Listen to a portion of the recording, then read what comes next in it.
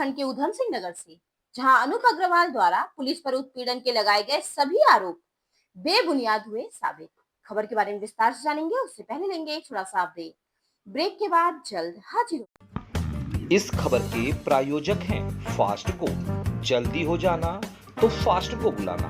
Bike से लेकर luxury car, self drive पर उपलब्ध। ग्रुप ट्रेवल के लिए लग्जरी बस भी उपलब्ध। सबसे सस्ता एक बार सेवा का मौका अवश्य दें। व्हाट्सएप करें 9044808808। ब्रेक के बाद आप सभी का स्वागत है। खबर उत्तराखंड के काशीपुर से, जहां 7 जून को सोशल मीडिया के माध्यम से काशीपुर निवासी अनूप अग्रवाल के परिजनों द्वारा लगाए गए पुलिस उत्पीड़न संबंधित आरोपों के संबंध में यह अवगत कराना है कि अनूप अग्रवाल पुत्र केशव शरण अग्रवाल निवासी चामुंडा बिहार काशीपुर जनपद उधम सिंह नगर एक शातिर और दबंग व्यक्ति है, जिसका एक लंबा आपराधिक इतिहास है। पुलिस द्वारा दिए गए तथ्यों के अनुसार अनूप अग्रवाल के विरुद्ध कोतवाली काशीपुर में कुल 6 आपराधिक मुकदमे दर्ज हैं। इनमें से 3 आपराधिक मामलों में अभियुक्त अनूप अग्रवाल के विरुद्ध साक्ष्यों के आधार पर आरोप पत्र न्यायालय में प्रेषित किया जा चुका है तथा शेष 3 अभियोग वर्तमान में विवेचनाधीन है। नवीनतम मामला और पुलिस की कार्रवाई। कोतवाली काशीपुर में पंजीकृत मुकदमा एफआईआर संख्या 102/2025 धारा 78/79/356 बीएनएस से संबंधित प्रकरण में विवेचक द्वारा नियमानुसार अभियुक्त का पक्ष जानने हेतु आरोपी अनूप अग्रवाल के परिजनों एवं अन्य संबंधियों से संपर्क किया गया। हालांकि अनूप अग्रवाल के बारे में कोई जानकारी प्राप्त नहीं हुई। अग्रिम जमानत का उल्लंघन। अभियुक्त अनूप अग्रवाल द्वारा माननीय प्रथम अपर सत्र न्यायाधीश काशीपुर के न्यायालय में अग्रिम जमानत हेतु प्रार्थना पत्र दिया गया था। इस पर माननीय न्यायालय द्वारा दिनांक 26 अप्रैल 2025 को अभियुक्त अनूप अग्रवाल को सशर्त अग्रिम जमानत देते हुए पुलिस के समक्ष उपस्थित होने हेतु निर्देश निर्गत किए गए थे, परंतु आज की तिथि में तक अनूप अग्रवाल उपस्थित नहीं हुआ और वह लगातार अपनी उपस्थिति छिपा रहा है। देखिए उत्तराखंड से शाहनूर अली की रिपोर्ट।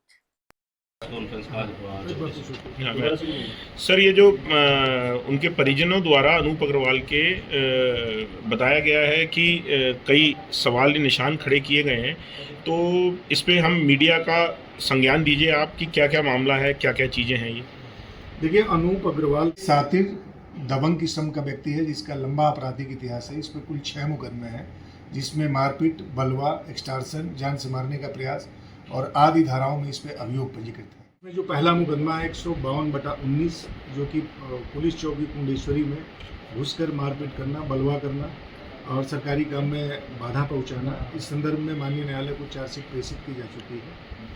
इसी तरीके से अभी 621/22 क्राइम नंबर है, जिसमें मिसेज पुष्पा अग्रवाल ने एक अभियोग पंजीकृत कराया गया। उसमें कुछ जो रिलेवेंट डॉक्यूमेंट है उनको फॉरेंसिक में परीक्षण के लिए भेजा गया है, उसकी रिपोर्ट आनी शेष है, अभी ये विवेचनाधीन है। इसी तरीके से एक अभियोग इनके विरुद्ध 551/23 पंजीकृत है, जिसमें मारपीट, गाली गलौज और जान से मारने का प्रयास और एक्सटॉर्शन की धारा के अंतर्गत है। इसमें माननीय न्यायालय को चार्जशीट प्रेषित की जा चुकी है। इसी तरीके से प्रतीक अग्रवाल के द्वारा एक अभियोग पंजीकृत किया गया है, इसमें गाली देना और फरोती के संबंध में था, मारने का प्रयास, इसमें भी चार्जशीट प्रेषित की जा चुकी है।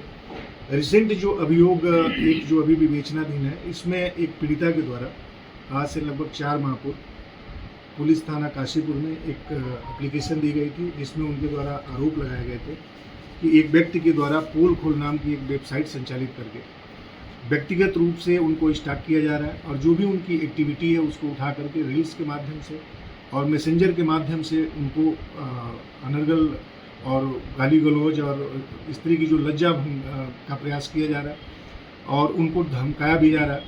इस संदर्भ में अभियोग पंजीकृत करने के बाद हमारी टेक्निकल टीम और साइबर सेल के माध्यम से पोल खोल जो संचालित हो रही थी उसकी डिटेल निकाली गई। तो इसमें एक काशीपुर से लड़का है जो धीरज ग्रोवर, उसको पकड़ने में सफलता मिली।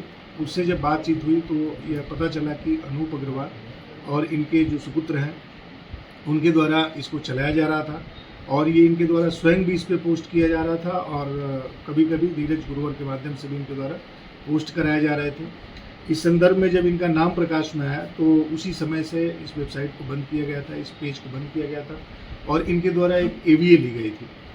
माननीय न्यायालय के समक्ष जाकर के एवीए लिया गया था अपने वैधानिक अधिकारों का प्रयोग करके। उसके बाद चूंकि उसमें शर्तें थी कि आप पुलिस के समक्ष अपना एक पर्सनल बांड देंगे और विवेचना में सहयोग करेंगे। इनसे व्यक्तिगत रूप से, इनके साथ काम करने वालों के माध्यम से और इनके परिजनों के माध्यम से विवेचना में सहयोग करने के लिए लगातार इनसे संपर्क करने का प्रयास किया गया, लेकिन 26 अप्रैल 2025 से एवीए मिलने के बाद भी आज 2.5 महीने में इनके द्वारा कभी विवेचना में सहयोग नहीं किया गया और लगातार विवेचना में सम्मिलित होने से बच रहे हैं। जगह जगह से इनके द्वारा दबाव बनाकर के विवेचना को प्रभावित करने का प्रयास भी किया गया, लेकिन चूँकि अभी विवेचनाधीन है तो एवीए की जो शर्तों का अनुपालन न करने के कारण पुलिस के द्वारा माननीय न्यायालय के समक्ष भी एक एप्लीकेशन दी गई है कि अभियुक्त के द्वारा विवेचना में सहयोग नहीं किया जा रहा है और अब चूँकि विवेचना का समयबद्ध निस्तारण होना है और इसमें जो प्रतिवादी हैं ये अभियुक्त हैं, इनका पक्ष भी जानना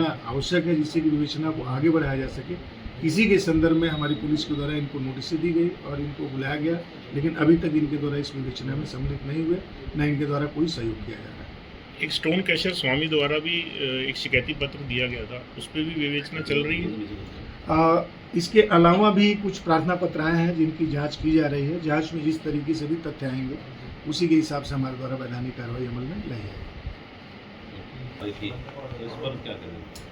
देखिए, इस संदर्भ में पुलिस को कोई सूचना नहीं है और जैसा कि मैंने आपको अवगत कराया कि इनके द्वारा माननीय न्यायालय से अपने वकील के माध्यम से 26 अप्रैल 2025 को लगभग आज से 1.5-2 महीना पहले एवीए प्राप्त की गई है। जब एवीए की शर्तों का इनके द्वारा अनुपालन नहीं किया गया तो हमारे द्वारा पुनः माननीय न्यायालय को अवगत कराया गया। इस संदर्भ में भी इनके द्वारा पुनः एक एप्लीकेशन माननीय न्यायालय को दी गई है कि वीडियो कॉन्फ्रेंसिंग या अन्य माध्यम से इनके बयान कराया जाए, जिसमें कि अग्रिम कार्रवाई माननीय न्यायालय के स्तर से की जाएगी। तो हमारे पास ऐसी कोई जानकारी नहीं है। हम लगातार इनको विवेचना में सहयोग करने के लिए जो भी नोटिस है इनके परिजनों से संपर्क कर रहे हैं या एवीए की शर्तों के अधीन अगर ये विवेचना में सम्मिलित होते हैं तो इस तरीके से समयबद्ध तरीके से हमारे द्वारा विवेचना का निस्तारण